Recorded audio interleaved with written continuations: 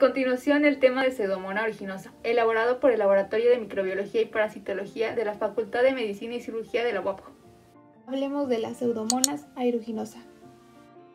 La Pseudomonas aeruginosa es un bacilo gram negativo. Se suele distribuir en parejas o en cadenas cortas. Es un bacilo recto o curvo de 0.5 a 1 micrómetro de ancho por 1.5 a 5 micrómetros de largo. Es móvil gracias al flagelo que posee. Emplea los carbohidratos mediante la respiración aerobia de forma que el oxígeno es el aceptor terminal de los electrones. Por ello, son aerobios obligados. Sin embargo, pueden crecer de forma anaerobia utilizando nitritos o arginina como aceptor alternativo de electrones. Algunas especies producen pigmentos difusibles que le dan un aspecto característico en los cultivos. Piocianina, que le da un color azul, pioverdina, que le da un color verde amarillento, y finalmente piorubina, que le da un color pardo rojizo. La Pseudomonas aeruginosa cuenta con múltiples factores de virulencia. Sistemas de secreción tipo 3. Simula una jeringa que se inserta en las células del hospedador. Mediante ella y de manera análoga a una jeringuilla, introduce sus toxinas por medio de un conducto. Adhesinas. Flagelo. Tiene la proteína flagelina. Se adhiere a las células y al moco al reconocer las cadenas de glucano. Posee pilis de tipo 4 que le dan adhesión y movilidad. Además, contribuye a la supervivencia y a la formación de biopelícula. Gracias al aginato, que es un exopolisacárido mucoide, forma la cápsula, que la protege de la fagocitosis y antibióticos. Esta actividad de las bacterias está muy marcada en pacientes con fibrosis quística. Recordar que es una bacteria gram negativa, con una membrana externa que contiene al lipopolisacárido con su lípido A. Este es responsable de la actividad de exotoxina, que provoca inflamación por reconocimiento de los receptores de tipo TOL 4 y 5. Toxinas y enzimas. Toxina A. Altera la síntesis de proteínas al inhibir la elongación de la cadena peptídica en las células eucariotas, que es similar a la toxina diftérica. Participa en la dermatonecrosis, en quemaduras, daño corneal y daño tisular. Serina proteasa y metaloproteasa del zinc. Degradan la elastina y componentes del complemento. También inhiben la quimiotaxis y función de los neutrófilos. Estas dañan a los tejidos con elastina, parénquima pulmonar y provocan lesiones hemorrágicas, como el ectima gangrenoso asociado a infecciones diseminadas. Fosfolipasa C es una hemolicina termolábil que degrada lípidos y lectina. Exoenzima S y T son toxinas extracelulares. Beta-lactamasas son enzimas que le confieren resistencia a antibióticos. Epidemiología. Es un microorganismo ubicuo, de distribución universal. Se encuentra en la naturaleza, principalmente en zonas húmedas. Tolera temperaturas que van desde 4 grados centígrados a 42 grados centígrados. Se encuentra en hospitales. Es resistente a desinfectantes. Incluso puede estar en soluciones médicas. Es un patógeno oportunista. Sumado a esto, es resistente a antibióticos, lo que la hace más poderosa. Sin embargo, para que el organismo produzca enfermedad, requiere una alteración de las defensas primarias como la piel con una herida, una vía para esquivarlas como una solución contaminada o una sonda endotraqueal. Manifestaciones clínicas. Infección crónica en paciente con fibrosis quística. También se incluyen aquellos con bronquiectasias y panqueobronquitis crónica recurrente. Este agente infeccioso complica la evolución de la fibrosis quística. La colonización inicial puede verse favorecida por el hecho de que las células de los pacientes con fibrosis quística poseen menos ácido ciálico que las células epiteliales normales, proporcionando más receptores para la unión de la Pseudomonas aeruginosa, además de que tienen afectada la función de sus cilios. Los defectos en el epitelio de pacientes con fibrosis quística también pueden retardar su eliminación por descamación. Una vez que los bronquios han sido colonizados, el microorganismo permanece formando una biopelícula que contiene microcolonias de bacterias. Neumonía asociada a ventilador. Agente causal común de neumonía por uso de respirador mecánico. La mortalidad se estima entre un 40 y 80%. El paciente presenta fiebre, leucocitosis, esputo purulento, radiografía con infiltrado bilateral difusa, puede presentar microabscesos y progresar a necrosis. En raras ocasiones en la radiografía se observan densidades nodulares con o sin formación de cavidades. Puede presentarse una neumonía necrosante extrahospitalaria por aspiración de agua contaminada. Ectima gangrenoso. Se presenta en pacientes con bacteremia y sepsis en inmunodeprimidos.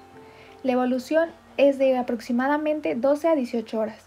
Se puede presentar como una lesión única o múltiple, máculas rojas indoloras que evolucionan a pústulas dolorosas, luego ampollas y posteriormente se ulceran. Ocurre en cualquier localización anatómica, siendo las áreas más afectadas y comunes la anogenital y la axilar. Esta bacteria coloniza con mucha frecuencia las quemaduras, elevando la mortalidad hasta un 70%. Entre los hallazgos físicos se encuentran la decoloración de la escara de la quemadura, sangrado en el tejido subcutáneo y degeneración del tejido de granulación. Foliculitis. Se presenta por exposición a agua contaminada con este microorganismo. Podemos observar pápulas, papulopústulas o nódulos dolorosos y pruriginosos. Se acompaña de malestar y febrícula. Síndrome de la uña verde. Complicación de la onicólisis o paronychia. Se da por una inmersión frecuente de manos en agua contaminada por este microorganismo. Se limita a una o dos uñas. Osteomielitis vertebral. En consumidores de fármacos intravenosos ilegales. Los hemocultivos suelen ser negativos.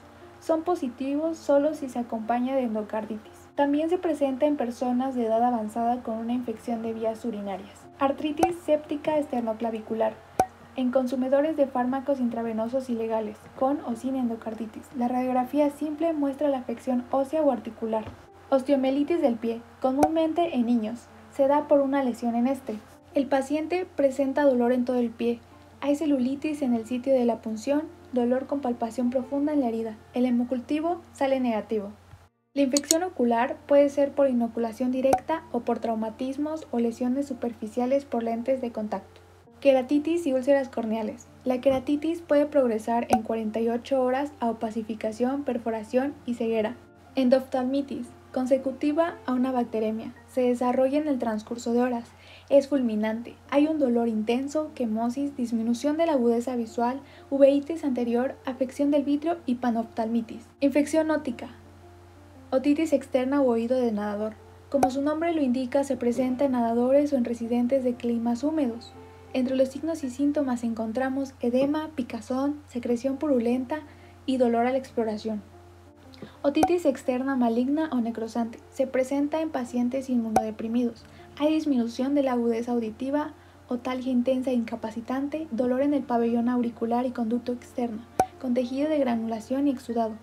En los casos más graves, el dolor a la palpación va desde el pabellón auricular hasta la articulación temporomandibular y apófisis mastoides. También puede haber parálisis de los pares craneales y trombosis del seno cavernoso. Bacteremia. Se suele originar en infecciones respiratorias inferiores, aparato urinario, piel y tejidos blandos como las quemaduras. Se presenta en pacientes inmunodeprimidos y llega a una mortalidad de hasta el 50%. Entre las manifestaciones clínicas tenemos que son similares a la septicemia general. Los signos van desde fiebre hasta choque e hipotermia.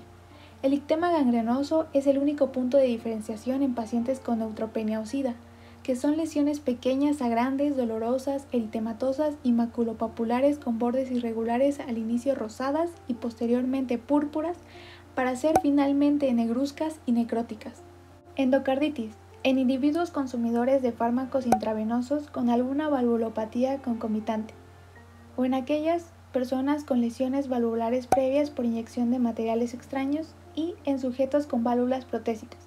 Entre las manifestaciones clínicas tenemos fiebre, compromiso pulmonar, dolor torácico y hemoptisis. Afecta principalmente la cavidad derecha del corazón. Hay insuficiencia cardíaca, embolia generalizada, cardiopatía local con abscesos en el seno de Valsalva y trastornos en la conducción. Infección de vías urinarias. En el adulto se da por la obstrucción del aparato genitourinario, por instrumentación, como por uso de sondas urinarias de larga duración o por intervención quirúrgica. La infección se puede presentar en pediátricos ambulatorios con obstrucción evidente. Infección gastrointestinal. Aunque no es muy común, se presenta en niños pequeños. La mortalidad va de 23 al 89%. El paciente presenta fiebre prolongada, diarrea sanguinolenta o mucoide y ectema gangrenoso en el 50% de los casos. Infección del sistema nervioso central. Es muy raro y es consecuencia de un traumatismo o procedimiento quirúrgico craneoencefálico. La identificación de la pseudomonas aeruginosa se puede dar gracias a medios de cultivo. En el agar sangre, este microorganismo hace una beta-hemólisis. Se puede observar colonias de un color gris verdoso. Pseudomonas aeruginosa en placa de agar de Müller-Hinton. Este microorganismo produce piocianina y pioverdina. Estos pigmentos producen el color verde azulado que se observa en el agar que rodea la multiplicación de pseudomonas. Agar McConkey. Este microorganismo no fermenta lactosa, pero es oxidasa positiva. Las colonias se observan en un metálico brillante con olor a fruta, similar a uvas. Tratamiento.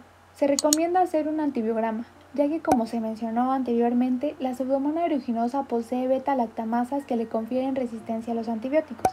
Por ello, en múltiples ocasiones, el tratamiento suele ser antibióticos de amplio espectro.